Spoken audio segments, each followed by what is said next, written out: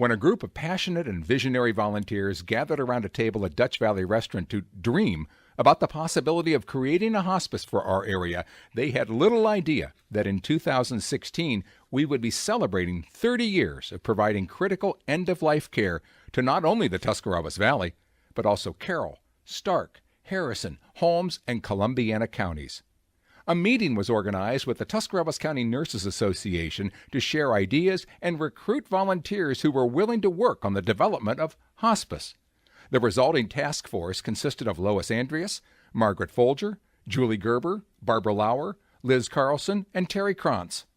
They worked from the summer of 1985 through the summer of 1986, researching and implementing the steps needed to incorporate a non-profit hospice. T4C provided office space, supplies, and seed money for their endeavors. In March of 1986, we were incorporated as Hospice of Tuscarawas County, a private, not-for-profit organization. Karen Izzy Gallagher was hired as the first administrator in September of 1986, and Terry Krantz as the first patient care coordinator. Office space was provided in a broom closet at Union Hospital to recruit volunteers, provide clinical and office support, and raise funds.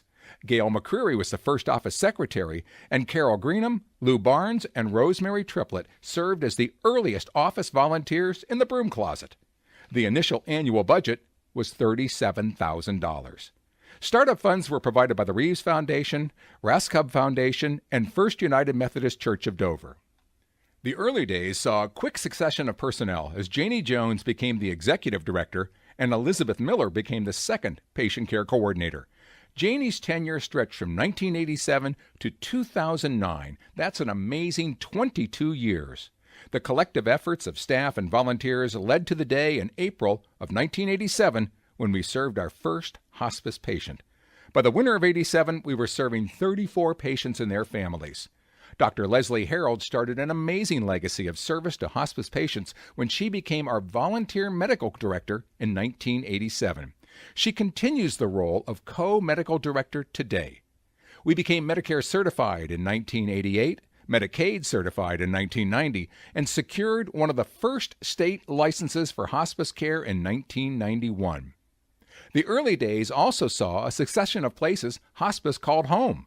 From Union Hospital, the organization moved to Dr. Crowley's building and then to the old Toomey Garage. In 1991, we also opened an office in Carroll County. By 1995, our Tuscarawas space needs were causing concern.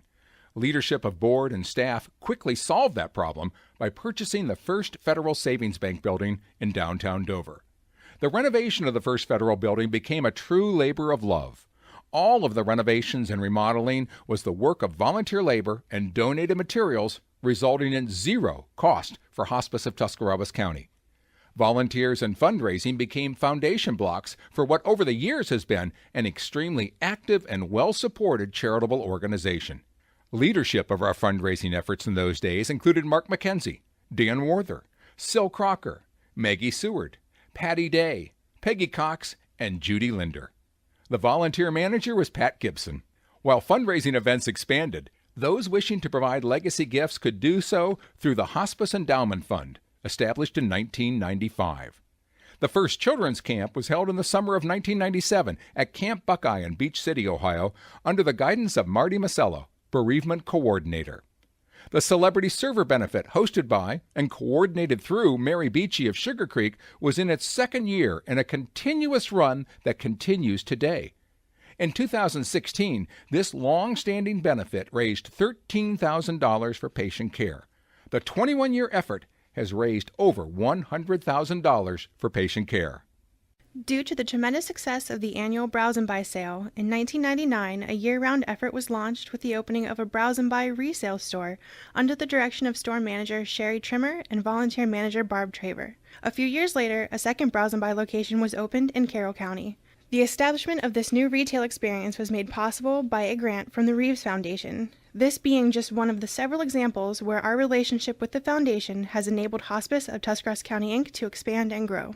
During this time, patient care services continued to expand into Carroll County, and we maintained a strong fundraising presence with leadership provided by Jim and Mary Goings, Norma Clark, Nina Jean Peterson, along with the volunteer coordinator Linda Lamiel. In November of 1999, grants from the Community Health Foundation and the Civic Trust Fund provided an immediate base of support for expansion of services into Stark County. The satellite office was located at 325 3rd Street in Massillon, and at this point the presence of our organization was known as Community Hospice. During this time, Vicki Indorf came on board as the volunteer coordinator for Stark County and worked with advisory board members, which included Joel Fitcher, Jane Erickson, Patricia Bean, Sarita Cunningham, Guy Atkinson, Susan Alstrom, Nancy Leffler, Judge Ed Elam, and Ginger Sorg.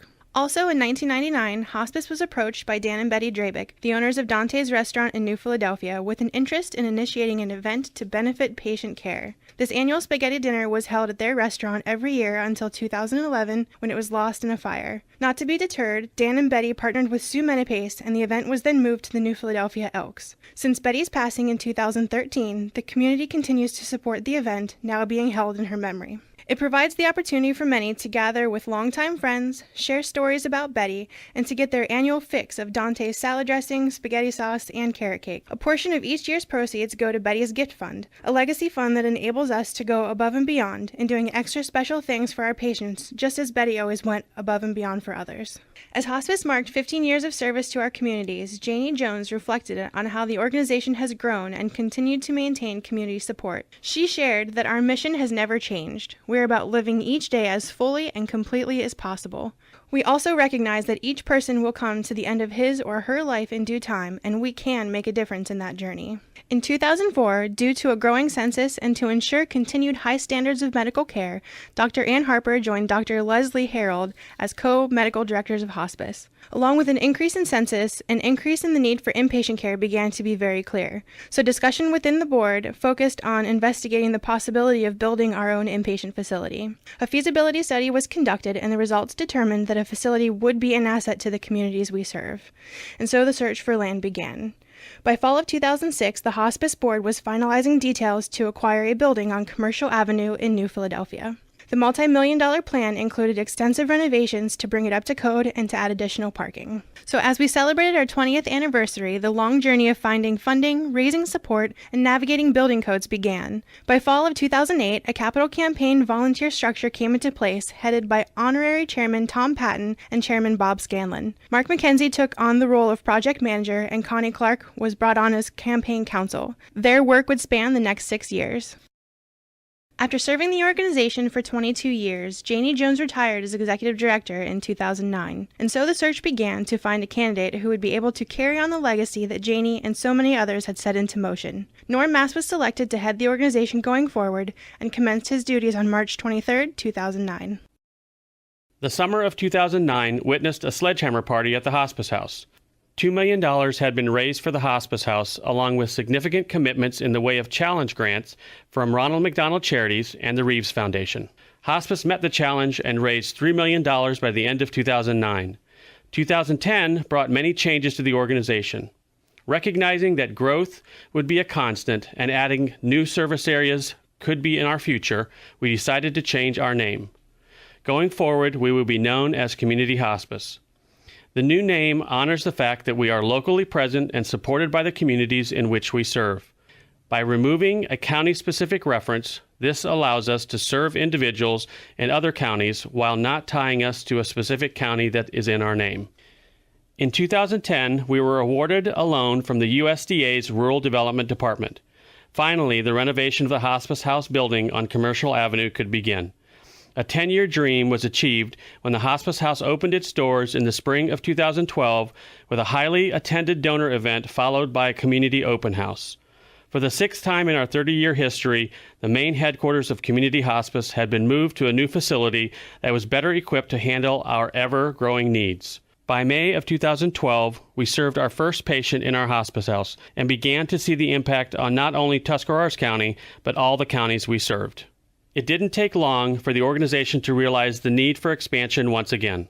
In January 2014, Community Hospice opened its 4th location serving Columbiana County. From humble beginnings in a broom closet to 4 locations including a hospice house of our own, Community Hospice has been greatly blessed. The foundation blocks laid in 1986 gave birth to this amazing organization. But the constants throughout the 30 years have been the support of volunteers, the community, and the staff in achieving our success. More chapters will be written and more celebrations will be had, but the closing story of the first 30 years is a reflection of what this organization has been about. The elements of generosity and volunteer service came together in a recent major gift provided to Community Hospice. For many years, Velma Truman and her sister Leela volunteered their time and talents to help with administrative tasks at the hospice office. When Leela passed away, Velma could no longer come into the office, but had a strong desire to continue to serve. On a monthly basis, hospice staff took volunteer information to Velma, who transformed the information into useful reports that assisted in tracking pertinent data for regulatory purposes. In her later years, Velma also contributed most of the reading material in the organization's library and provided puzzles, books, and other activities for patient enjoyment. Velma truly lived a life of service to others. She also lived frugally, expressing that her hope at the end of life was to provide resources to the local charities that she was passionate about. Velma Truman passed away on April 3, 2015. In her will, she designated a more than $1.5 million gift to Community Hospice. This is the largest single gift Community Hospice has received during its 30-year history. In honor of Velma's significant gift, Community Hospice will be renaming its Tuscarawas County facility and inpatient unit to the Truman House. Thank you for celebrating life with us.